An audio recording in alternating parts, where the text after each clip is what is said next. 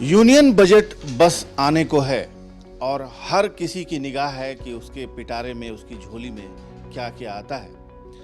हम मौजूद हैं Jharkhand chamber of commerce and industries के मुख्यालय में, जहां मौजूद हैं राज्य के चुने हुए जनप्रतिनिधि जो बिजनेस कम्युनिटी के जनप्रतिनिधि कहे जाते हैं और बिजनेस के जानकार हैं। सबसे पहले हम रुख करते हैं धीरज तनेजा जी का, जो अध्यक्ष हैं चैम्बर ऑफ कॉमर्स के। क्या एक्सपेक्टेशंस हैं बजट से? यूनियन बजट से हमारी एक्सपेक्टेशन है शहनवाज जी की, सबसे पहले तो हम चाहते हैं कि सरकार कॉरपोरेट टैक्सेस में और कुछ कमी लाए, जो कि कॉरपोरेट टैक्सेस लास्ट 2 साल में कम किए थे सरकार ने। उसमें और लाने से जो अभी कोविड के चलते परेशानियां हैं तो एक गति मिलेगी मैन्युफैक्चरिंग सेक्टर को, और जो बाकी एक जो स्टैंडर्ड डिडक्शन है income tax, personal income tax में, उसमें भी थोड़ी सी कमी लाने से क्या होगा कि लोगों की जो सेविंग्स अभी टूटी है कोविड टाइम में, तो एक अपनी पूंजी बनाने में, वापस जोड़ने में, उसमें लोगों को एक सहायता मिलेगी। और कुछ इंसेंटिव्स ज़रूर अनाउंस करे जिसके चलते में जो मार्केट में मूवमेंट चाहिए, वो मूवमेंट और एक गति कार्यों को आगे ले जाने के लिए बहुत ज़रूरी होगी। ये कुछ इश्यूज हैं जो सरकार इनका अगर ध्यान रखे तो जल्द से जल्द रिकवरी हो सकेगी। हमारे कोविड के इस जो पैंडमिक से लोग दुखी हैं, त्रस्त हैं, उससे आगे बढ़ सकेंगे। एमएसएमई सेक्टर को भी बहुत सारे राहत की एक्सपेक्टेशन रहती है। जी बिल्कुल, एमएसएमई हमारे देश का एक सबसे सेक्टर है जो सबसे ज़्यादा एम्प्लॉयमेंट देता है लेबर्स को। और एक ये एमएसएमई ऐसा सेक्टर है जो बिना किसी आपकी क्वालिफ़िकेशन के, सरकार में आप जाते हैं एक नौकरी मांगने तो वो एक क्वालिफ़िकेशन मांगती है, उसका टेस्ट लेती है। हम लोग लेबरर्स को रख के या एमएसएमई उद्योगों में लोगों को रख करके काम सिखाते हैं, उनके स्किल को बढ़ाते हैं, और तब एक एम्प्लॉयमेंट का भी माहौल बनता है और सबसे ज़्यादा रेवेन्यूज़ भी एमएसएमई सेक्टर, सबसे ज़्यादा एम्प्लॉयमेंट हम उसी से दे पाते हैं। तो एमएसएमई की मांग तो हमेशा से रही है और इस समय सबसे ज़्यादा ज़रूरत एमएसएमई सेक्टर को ही है, जिसके चलते अगर हमें इंसेंटिव्स मिलते हैं तो ये जल्द से जल्द रिकवरी के पाथ पे हम लोग आ सकेंगे। आप बने रहें। दीनदयाल जी, आप किस सेगमेंट को चाहते हैं कि थोड़ा इनरिच किया जाए यूनियन बजट? नहीं, देखिए, विश्व और भारत में ने जो महामारी, कोरोना महामारी को झेला है, उसके बाद निश्चित तौर पे लोगों को एक आशा भरी निगाह से केंद्र सरकार को देखा जा रहा है कि कम से कम हेल्थ में लोगों को आने वाला समय में पर्सनल रूप से उनको सिक्योरिटी मिले। सरकार हेल्थ के ऊपर फोकस करे, हर एक जनता कम से कम हेल्थ से अगर उबर जाए तो एक बड़ा राहत मिलेगा, ऐसा चैम्बर ऑफ कॉमर्स का मानना है। एजुकेशन, चूँकि इस 2 वर्षों में एजुकेशन में बहुत असर डाला है, बच्चों को अपने घर में रहने की के और एजुकेशन को बहुत नुकसान भी हुआ है, तो कुल मिला के एजुकेशन पे फोकस करना चाहिए। और जो थोड़ी महंगाई बढ़ गई है महामारी के कारण, इसमें अगर सरकार थोड़ी राहत दे, डिडक्शन में जो अभी तक 2.5 लाख रुपए का है उसे थोड़ा बढ़ाया जाए, और साथ ही साथ जो सेविंग्स है, सेविंग को जैसे 1.5 लाख रुपया तक का जो सीमित है, उसमें भी अगर कुछ राहत दे तो लोगों को और व्यवसायियों को एक राहत बनेगा और बाज़ार में कुछ पैसे का आगमन होगा, जिससे व्यापार में आने वाला कल में उछाल आएगा। आप सर एक ख़ास व्यापारिक संस्थान और से ताल्लुक़ रखते हैं, किस सेक्टर में आप की इच्छा है कि थोड़ा सा और बूस्टअप मिले? देखिए, हमें ऐसा लगता है कि हमारा राज्य अभी भी इंफ्रास्ट्रक्चर के क्षेत्र में बहुत पीछे है। हम अगर तुलना करें, अगर north part of the country, western part of the country और southern part of the country, हमारा जो स्टेट है या बंगाल है या बिहार है, हम ये ईस्टर्न पार्ट वाले क्षेत्र अभी भी बहुत पिछड़े हुए हैं। हम अपेक्षा करते हैं कि केंद्र सरकार यहाँ ज़्यादा से ज़्यादा निवेश करे, यहाँ पे रोड हो या स्पेशल इकोनॉमिक जोन हो, इंडस्ट्रियल कॉरिडोर हो, जो रोड और रेल नेटवर्क का ज़्यादा से ज़्यादा क्या बोलते मजबूतीकरण हो, नए लाइन आए, जिससे यहाँ पे ज़्यादा देखिए, हमारा प्रदेश जो है वो मिनरल बेस्ड प्रदेश है और पूरे देश के अंदर में हम सबसे ज़्यादा मिनरल यहाँ से भेजते हैं, बट उससे संबंधित इंडस्ट्रीज़ यहाँ नहीं लग पा रही है। हम चाहते हैं कि केंद्र सरकार ऐसी योजनाएं लाए कि यहाँ के जो मिनरल्स है उस मिनरल्स बेस पे यहाँ पे कुछ इंडस्ट्रीज़ लगे। जितनी पुरानी इंडस्ट्री बंद थी, जैसे एचईसी है या फिर यूरिया का सिंदरी कारखाना है, ऐसे बड़े कारखाने कई हैं, उनको भी कुछ अगर राहत प्रोत्साहन देने की बात हो, जिससे यहाँ उनके जितने लोग काम कर रहे हैं, उनके जितने वेंडर है, उनको मजबूती मिल सके, वो भी बच सके। ऐसा योजना हम चाहते हैं कि केंद्र सरकार जरूर लाए। पहले भी कोविड से सबसे ज़्यादा प्रभावित व्यापार वर्ग हुआ था, इसमें कुछ ना कुछ राहत हमें दे। बहुत जो राहत मिला वो पर्याप्त नहीं था। कई छोटे दुकान हैं जो बंदी के पोजीशन पे आ गए थे, आज भी वो निकल नहीं पाए हैं। तो केंद्र सरकार की ऐसी ज़रूर कोई स्कीम है जिससे ये छोटे और मझोले जो उद्योग है या दुकान है वो बच सके। धन्यवाद। बहुत धन्यवाद। आदित्य मल्होत्रा जी, आप रेलवे से ताल्लुक़ रखते हैं, रेलवे की कोई कमेटी है उसमें आप हैं, आप कुछ कह रहे थे। मेरा ये मानना है कि कोई भी देश की अगर कोई भी प्रदेश की कोई अगर डेवलपमेंट होती है तो रेलवे और वहाँ पर जो आपके रोड्स का बहुत अहम योगदान रहता है।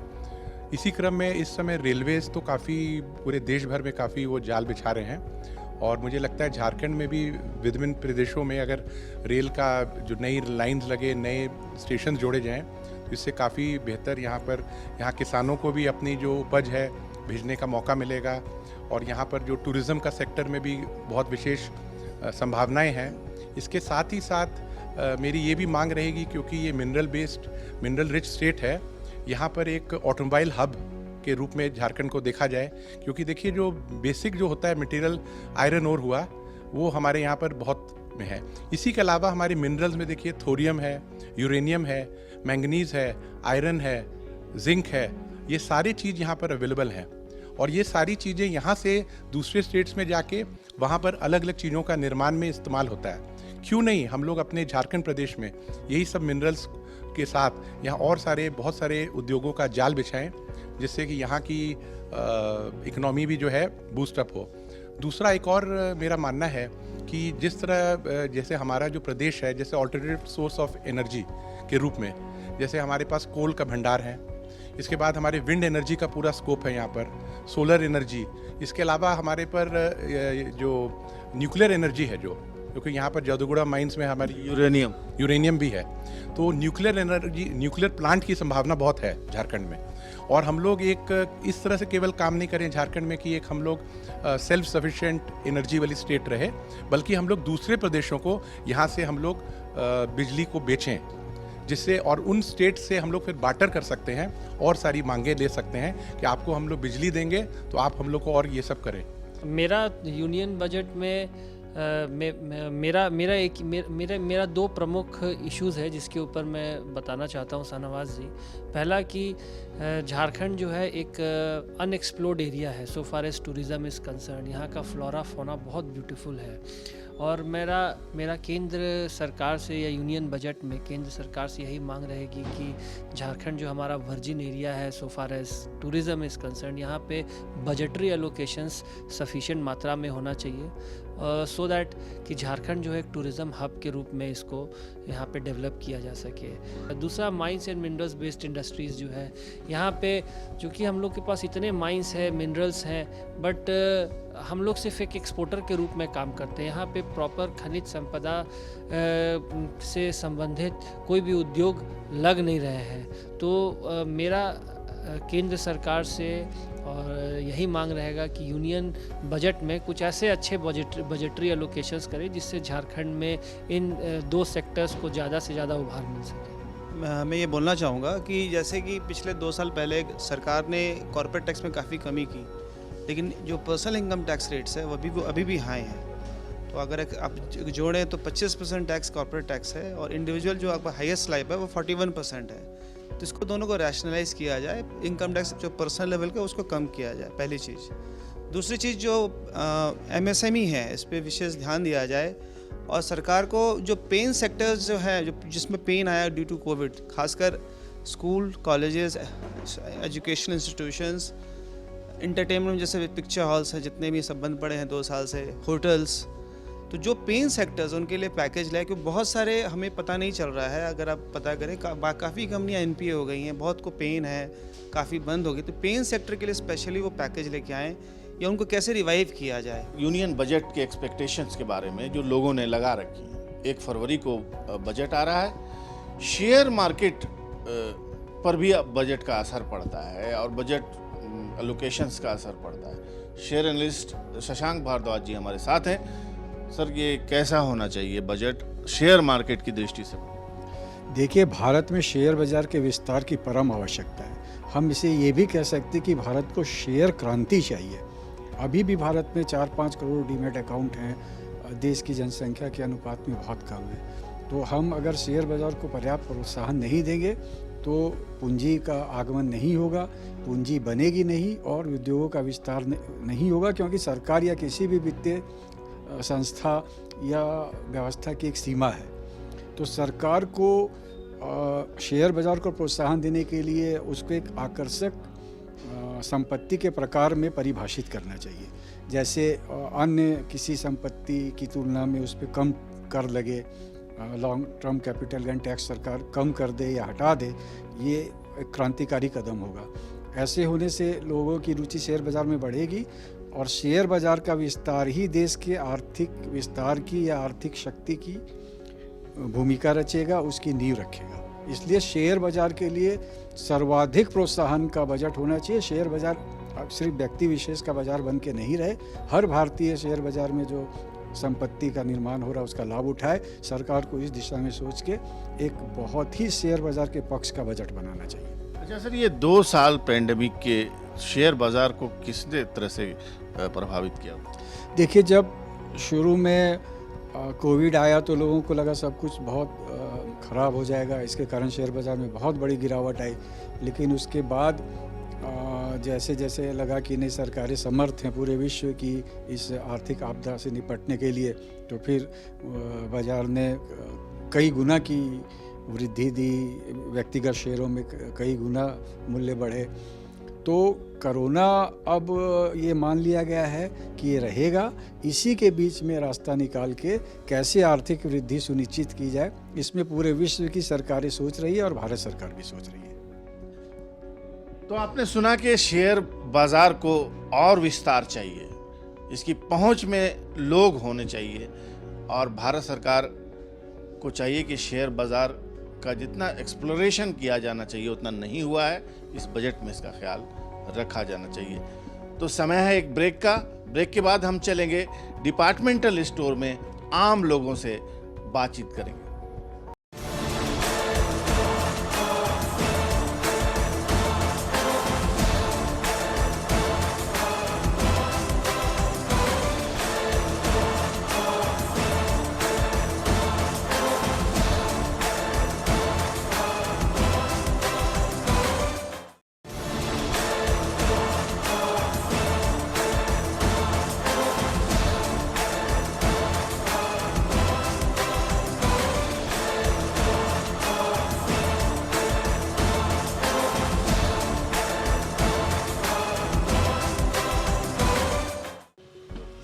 तो आम बजट बस अनकरीब है, 1 फरवरी को आम बजट आ जाएगा।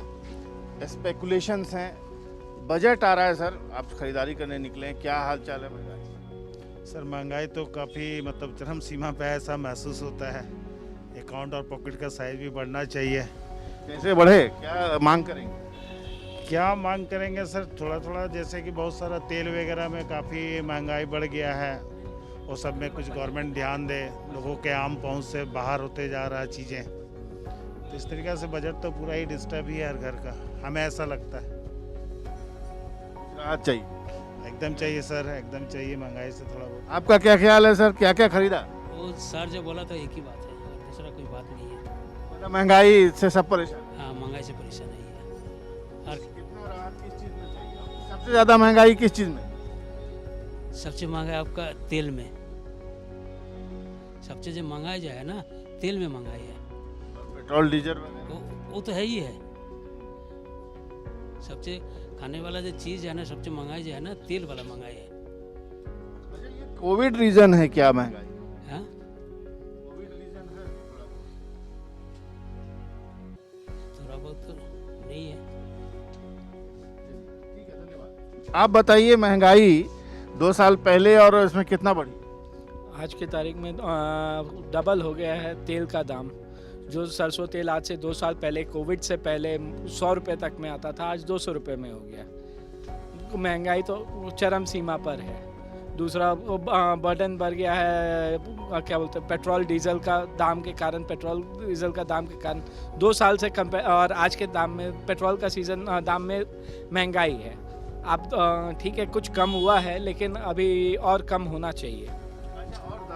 तिलहन है, दलहन है, गेहूं है, चावल है, बाकी चीनी वगैरह वो सब तो उतना नहीं बढ़ा जितना तेल में इफ़ेक्ट आया है। तेल में सबसे ज़्यादा है। 1-2 रुपये बजट में चाहेंगे कि हमें टैक्सेशन का में रिलीफ मिले, इनकम टैक्स में, जीएसटी में जो टैक्स है वो कम हो। सबसे बड़ा तो यही चाहेंगे। तो जो सेक्टर्स हैं अलग अलग, सभी की डिमांड है कि राहत चाहिए, और राहत मिलेगी तभी ये 2 साल का जो ये खमियाजा भुगता है हर सेक्टर ने, उसमें कुछ ना कुछ रिलीफ मिलेगी। बहुत सारी फैक्ट्रियां बंद हो गई हैं, बहुत सारे कारोबार बंद हो गए हैं, उन सब को चुन चुन कर पिकअप किया जाए, थोड़ा आगे बढ़ाया जाए। कुछ महिलाएं भी हैं यहाँ पर। बहुत मुश्किल होता है, जो सप्ताह में भी कमाते हैं ना, एक भी पैसा नहीं बचता है। और इतना ऑटो भाड़ा भी इतना ज़्यादा हो गया है, सब चीज़ का बहुत महंगाई हो गया है। में सब कुछ चीज़ में बड़ा महंगाई बढ़ गई है। जैसे कि ऑयल हुआ, ऑयल में भी महंगाई बढ़ गई। पहले 100 रुपये में मिलता था, अब 200 रुपया पहुँच गया है। ऑटो भाड़ा, ये ऑटो रिक्शा में इतना, पहले जहाँ 5 रुपया में जाते थे वहाँ 10 रुपया हो गया है। पेट्रोल की महंगाई इतनी बढ़ गई है कि आने जाने में आम इंसान को बहुत दिक्कत होती है। राहत चाहिए। हाँ, राहत चाहिए, सबको ही राहत चाहिए, हम लोग को सबको चाहिए। आम इंसान के लिए तो बहुत दिक्कत हो गई है। बहुत ज़्यादा बिगड़ गया है, लेकिन सरकार अभी हम लोग को चावल राशन दे रही है और पेट्रोल भी 50% ऑफ किया, तो उससे तो थोड़ा राहत मिल रहा है। लेकिन सब्जी हो गया, सरसों तेल हो गया, दाल हो गया, इसमें महंगाई है। बाकी उसमें तो सरकार हम लोग को राशन कार्ड देती है तो थोड़ा सुविधा पड़ गया है, लेकिन जो सरकार से जो दूसरा है उसमें हम लोग को बहुत दिक्कत हो रहा है। पढ़ाई लिखाई हो गया, घर में गैस वैस, हाँ, गैस का दाम तो ज़्यादा ही बढ़ गया। पहले तो देता था, सब बेसी देता था, अब तो उसमें भी कम कर दिया, 37 रुपये देता है। पहले तो देता था 250 रुपया, अब तो उससे भी गिरा के 37 रुपया कर दिया। उसमें भी राहत चाहिए। सब बच्चा लोग का स्कूल फीस वगैरह, बच्चा लोग का स्कूल फीस तो अभी बंद है कोविड के चलते, लेकिन भी फीस मांगा जा रहा है। तो अगर हम लोग काम भी कर रहे हैं, उतना बजट नहीं है, उतना हम लोग को सैलरी नहीं है, बहुत कम है, उसमें से हम लोग को महंगाई भी मार रहा है, तो हम लोग को बहुत ज़्यादा दिक्कत हो रहा है। अभी तो इतनी पैंडेमिक की वजह से ऑलरेडी सब चीज़ बहुत महंगे हैं। जैसे आप आटा, दाल, चावल, तेल, गैस सभी महंगे हैं। तो हम यही चाहेंगे कि सबके प्राइजेस थोड़े से लो हो। ऑलरेडी तो सब चीज़ घर पे है तो उतना खर्च नहीं है, बट घर पे भी हैं, लेकिन जो खर्च है वो तो अपने आसमान छुआ हुआ है। बाकी जो लेडीज़ के इस्तेमाल के कपड़े होते हैं, बच्चों के कपड़े होते हैं, बाकी सामान क्या क्या हाल है? बाकी भी सबका यही हाल है। कॉस्मेटिक्स देखिए, वो भी खर्च है। बच्चों की जो पढ़ाई की यूटेंसिल्स आते हैं, चाहे स्टेशनरीज आते हैं, वो भी महंगा ही आता है। तो सभी इनफैक्ट मतलब बजट आए तो थोड़ा सा हम लोगों को देखते हुए आए कि हमारा घर जो ठीक ठाक चले। जो पहले 10,000 में चलता था किन्हीं का, अभी वो 20,000 में भी नहीं चल पा रहा। क्या क्या चीज़ में महंगाई ज़्यादा हो गई, बाजार से आ रही हैं? हर एक चीज़ में ज़्यादा महंगा हो गया है। हर एक चीज़ आजकल देखते हैं सब में महंगाई है।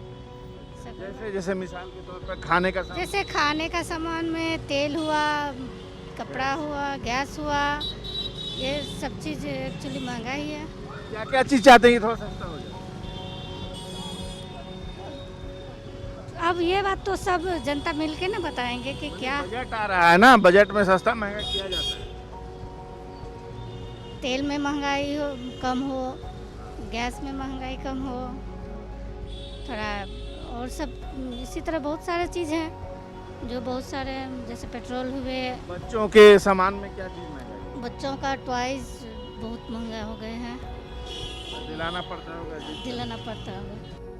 किसान हमारे देश का अन्नदाता बजट के बारे में क्या सोचता है? बजट 22-23 आखिर कैसा होना चाहिए? खेती किसानी का हालचाल क्या है? इस बार फसल कैसी रही है? हम जानने के लिए खेतों की मेड़ पे मौजूद हैं और हमारे साथ कुछ प्रगतिशील किसान हैं जो सब्जियां उगाते हैं और वेज फेड के एक पूर्व प्रमुख हमारे साथ हैं नकुल महतो जी, जो जाना पहचाना चेहरा भी हैं खेती किसानी का झारखंड में।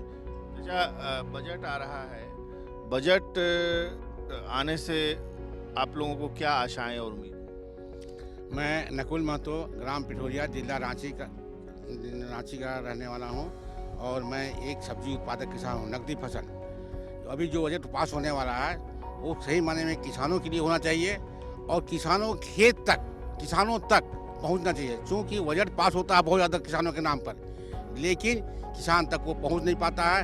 हम लोग चाहते हैं पूरे किसान की ओर से कि बजट पास हो और किसानों तक पहुंचे, ये नहीं कि बजट पास हो और कागज में ही रह जाए।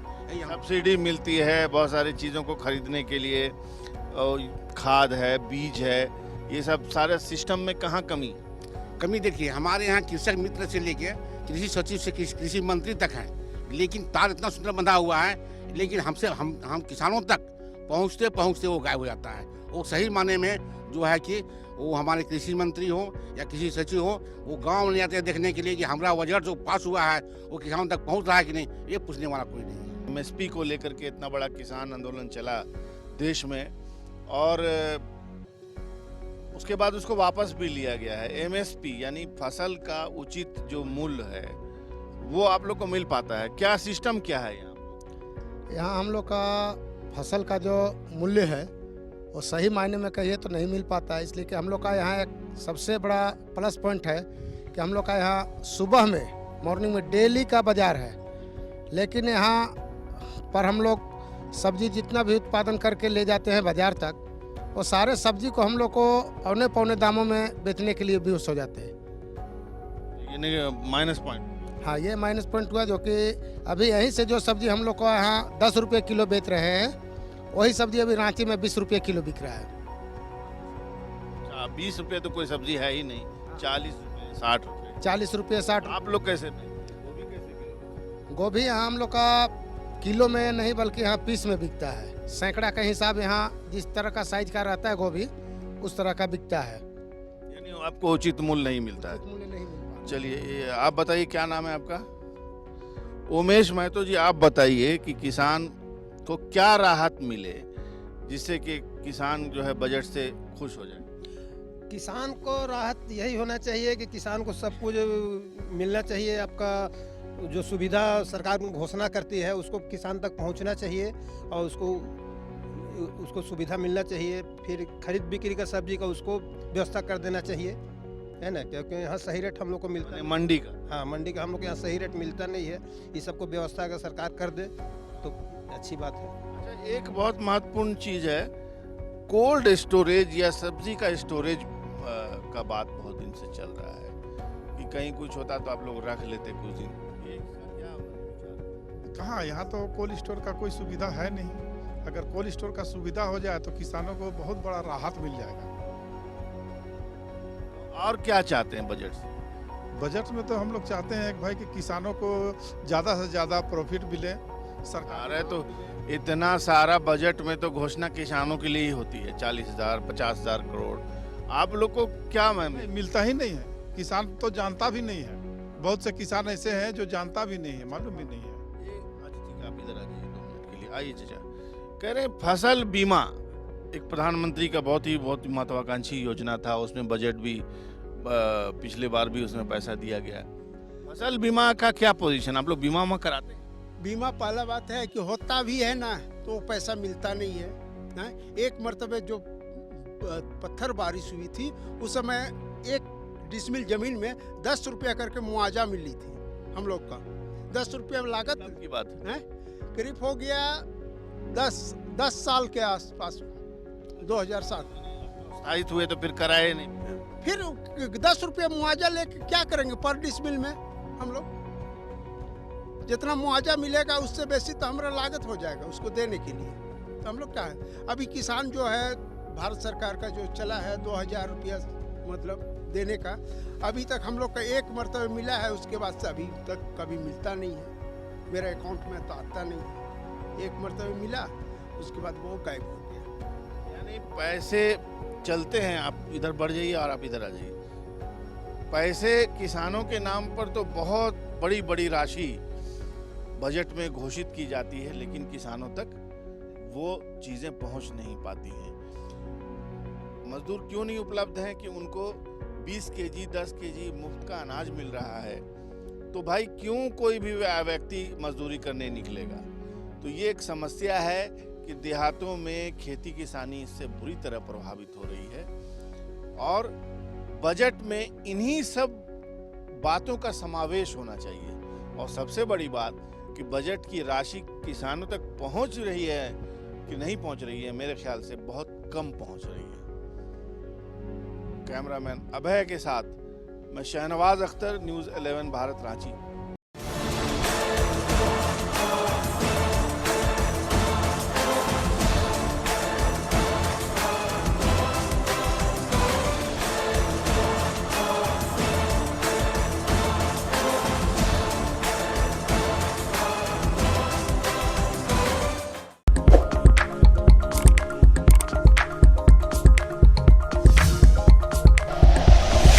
Like and share videos, subscribe करें हमारा चैनल और प्रेस करें बेल आइकॉन। न्यूज़ 11 भारत, सच है तो दिखेगा।